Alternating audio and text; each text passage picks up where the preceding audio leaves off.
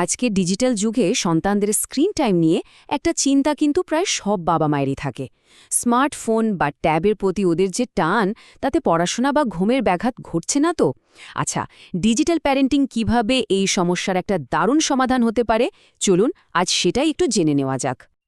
তো আজকে আমাদের আলোচনার মূলে থাকছে শিশুর ডিজিটাল আসক্তি। এরপর আমরা দেখব কেন প্যারেন্টাল কন্ট্রোলটা এত জরুরি। তারপর গুগল ফ্যামিলি লিংক ব্যবহার করার একটা সহজ গাইড আর এর কিছু দরকারি ফিচার নিয়েও কথা বলবো। আর সব শেষে সন্তানের জন্য একটা নিরাপদ ডিজিটাল ভবিষ্যৎ কিভাবে তৈরি করা যায় সেদিকেও নজর দেব। চলুন তাহলে শুরু করা যাক আমাদের প্রথম বিষয় দিয়ে, শিশুর ডিজিটাল আসক্তি। এটা এমন একটা ব্যাপার যা আজকাল প্রায় সব অভিভাবকই ভাবিয়ে তোলে। সন্তানের স্ক্রিন আসক্তি নিয়ে চিন্তা হওয়াটা কিন্তু খুবই স্বাভাবিক। সারা দিন মোবাইল বা ট্যাবলেটে বুঁদ হয়ে থাকাটা তো আসলে একটা বড় উদ্বেগের কারণ। ব্যাপারটা হলো অতিরিক্ত গেম খেলা বা সোশ্যাল মিডিয়ায় সময় কাটানো কিন্তু সরাসরি শিশুর ঘুম আর পড়াশোনার ওপর প্রভাব ফেলে। দিনের বেশিরভাগ সময় যদি স্ক্রিনেই কেটে যায়, তাহলে বাইরের দুনিয়া থেকে ওরা কেমন যেন একটু সরে যায়, যা ওদের মানসিক স্বাস্থ্যের জন্য ভালো নয়। তাহলে প্রশ্ন হলো, এই সমস্যার সমাধানটা কি? এখানেই কিন্তু প্যারেন্টাল কন্ট্রোলের আইডিয়াটা চলে আসে। চলুন জেনে নেই এটা আসলে কি আর কেনই বা এটা এত জরুরি। দেখুন, প্যারেন্টাল কন্ট্রোল মানেই কিন্তু শুধু বকাঝকা করা বা সবকিছু বন্ধ করে দেওয়া নয়, বরং এটা একটা অসাধারণ টুল যা শিশুদেরকে নিরাপদে ডিজিটাল দুনিয়াটা ব্যবহার করতে শেখায়, মানে ওদের পথ দেখায়। এটাকে শাসনের থেকে বেশি একটা গাইডলাইন হিসেবে দেখায় ভালো। আচ্ছা, এটা কেন দরকার? কারণ এর মাধ্যমে প্রতিদিনের স্ক্রিন টাইমটা নিয়ন্ত্রণ করা যায়। গেম বা সোশ্যাল মিডিয়ায় ঘন্টার পর ঘন্টা কাটানোটা কমানো যায়। আবার আপত্তিকর ওয়েবসাইট বা ভিডিও থেকেও ওদের দূরে রাখা যায়।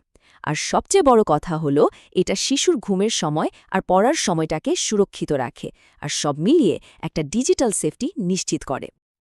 এবার আসুন একটা খুব কাজের সমাধানের দিকে চোখ ফেরানো যাক। অ্যান্ড্রয়েড ডিভাইসের জন্য গুগল ফ্যামিলি লিংক কিন্তু অসাধারণ একটা টুল। চলুন তো দেখি এটা কিভাবে ব্যবহার করতে হয়। এটা সেট করা কিন্তু একদমই সোজা, মাত্র দুটো সহজ ধাপ। প্রথমে অভিভাবক আর সন্তান দুজনের ডিভাইসেই ফ্যামিলি লিংক অ্যাপটা ইনস্টল করে নিতে হবে। তারপর সন্তানের গুগল অ্যাকাউন্টটা অভিভাবকের অ্যাপের সাথে লিংক করে দিলেই ব্যাস, কাজ শেষ। দেখলেন তো কত সহজ? একবার সেট হয়ে গেলেই অভিভাবকদের হাতে চলে আসে বেশ কিছু শক্তিশালী ফিচার। আসুন দেখি কোন কোন ফিচার ব্যবহার করে সন্তানের ডিজিটাল জীবনটাকে আরও নিরাপদ করা যায়। এর মাধ্যমে অনেক কিছুই করা যায়। যেমন ধরুন, প্রতিদিন কতটা সময় স্ক্রিন দেখবে সেটা ঠিক করে দেওয়া যায়। কোনো অ্যাপ ইনস্টল করার আগে অভিভাবকের অনুমতি লাগে। ইউটিউবে সেফ মোড চালু করে দেওয়া যায়, যাতে আপত্তিকর কিছু সামনে না আসে। একটা দারুণ ফিচার হলো ডিভাইস বেড টাইম, মানে একটা নির্দিষ্ট সময়ে ফোনটা নিজে থেকেই লক হয়ে যাবে। এছাড়া কোনো বিশেষ অ্যাপ ব্লক করার অপশন তো থাকছেই। টেকনিক্যাল ব্যাপারগুলো তো জানা হলো। এইবার চলুন আমাদের আসল লক্ষ্যের দিকে নজর দিই। কিভাবে সন্তানের জন্য একটা নিরাপদ ডিজিটাল ভবিষ্যৎ আমরা গড়ে তুলতে পারি। আসল কথাটা হলো, আমাদের মূল লক্ষ্য কিন্তু সন্তানের ডিজিটাল জীবন আর বাস্তব জীবনের মধ্যে একটা ব্যালেন্স বা ভারসাম্য তৈরি করা।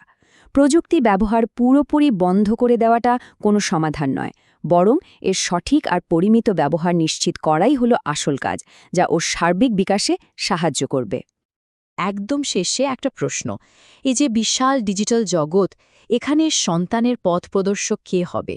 উত্তরটা কিন্তু খুব সহজ। অভিভাবক হিসেবে এই দায়িত্বটা আমাদেরকেই নিতে হবে।